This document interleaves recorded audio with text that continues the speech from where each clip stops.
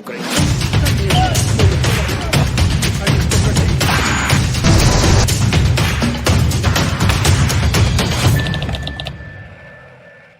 Welcome to the X Global News Channel. A lot of military activity has begun in the Crimean region.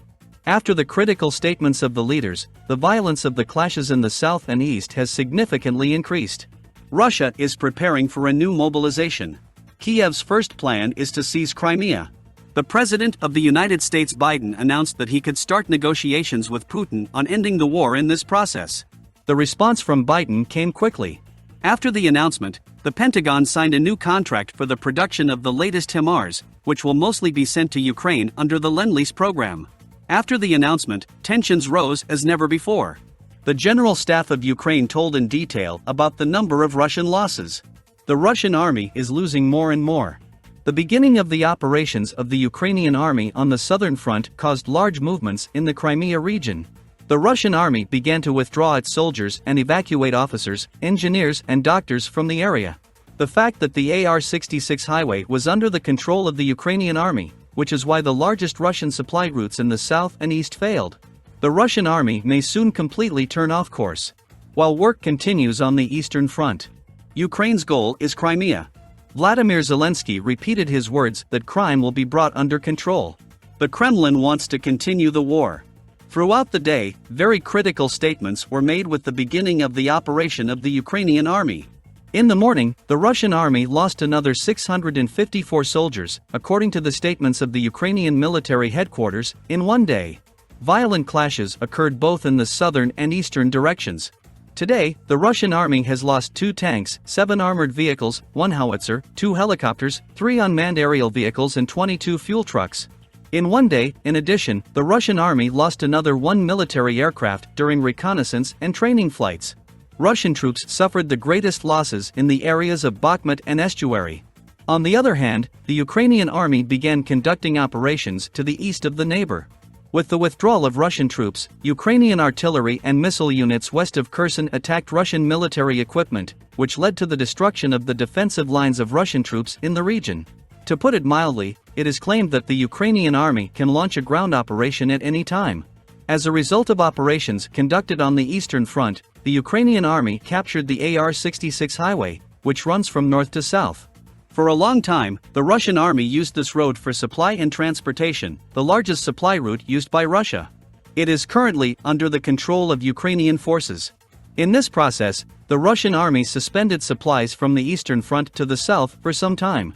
In addition, the operations carried out by Ukrainian forces in the Sabah region leads to the fact that these supplies are stopped. Of course, the evacuation of Russian doctors, engineers, and officials in the region has begun. They were evacuated by helicopters. A similar situation occurred on the western side. Of course, in recent weeks, control of supply routes in the region by Ukrainian troops and successive attacks have forced the Russians to leave the area. The Russian army first evacuated its officers, soldiers, and engineers from the area. Moscow then ordered the withdrawal of all troops.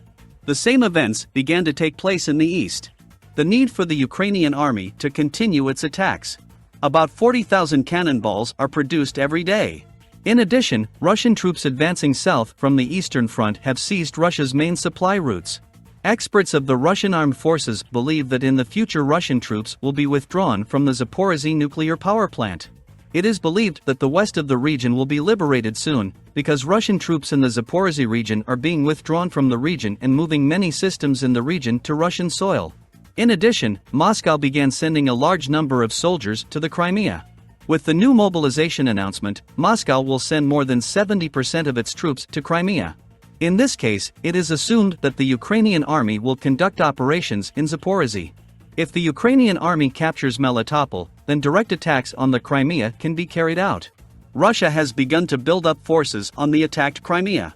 The Kremlin is quite uncomfortable with this situation and therefore it is trying in every possible way to take further action, as the work continued.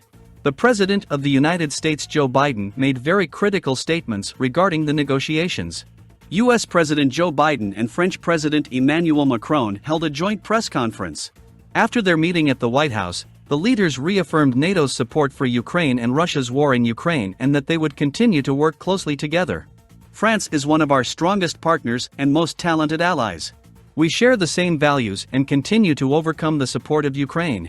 We will continue to support Ukraine against Russian aggression, he said together with President Macron. We have decided that we will continue to work together to hold Russia accountable for its attacks and reduce the number of victims. The global impact of Putin's war on the rest of the world turned out to be huge, Biden said.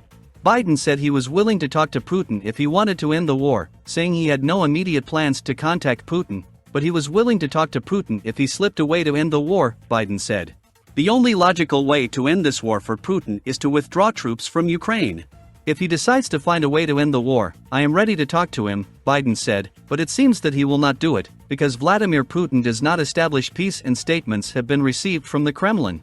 The Kremlin said that Vladimir Putin is open to talks with Biden, but the Russian military is not ready to leave Ukraine. The president of the Russian Federation has always been and will continue to be open to negotiations to ensure our interests, Kremlin spokesman Dmitry Peskov said. Putin does not regret the war he started against Ukraine. Peskov said that Putin clearly does not want to continue negotiations for this reason. The offensive potential of the Ukrainian army on the battlefield should be increased, and Russia should sit down at the negotiating table. He has repeatedly stated that he will never negotiate with Putin while Putin is at the head of Russia, Putin asked, and we will give the toughest answer at the front. We have concluded many new agreements with our Western allies. Offensive skills continue to grow day by day. The Russian army will have to leave our land, because Moscow has not chosen the path of peace. We will continue to carry out violent operations until the last Russian soldier leaves our land. President of Ukraine Volodymyr Zelensky has made statements that every region considered Ukrainian territory will be protected by the Ukrainian army. It is believed that operations against Crimea may begin after Ukraine's statements, in connection with which the Kremlin took action to declare mobilization and began sending most of the Russian soldiers to Crimea. Tensions are growing day by day. News from a Politico source: the U.S. acceptance of temporary government funding will reduce aid to Ukraine. The possible adoption by the U.S. Congress of a decision on temporary financing of the government for the entire current fiscal year, which began on October 1 in the country, will lead to a possible halt or reduction of military assistance to Ukraine. This was allowed by Politico sources in the U.S. Department of Defense. In early October, President Joe Biden signed a law to continue funding the U.S. government until December 16, 2022, including an additional $12.4 billion to support Ukraine. Before this deadline, legislators must adopt a defense budget for this year.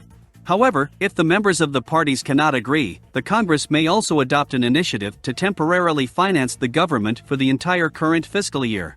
In this case, the Pentagon will lose $29 billion, or 3.7%, compared to Biden's budget request for fiscal year 2023.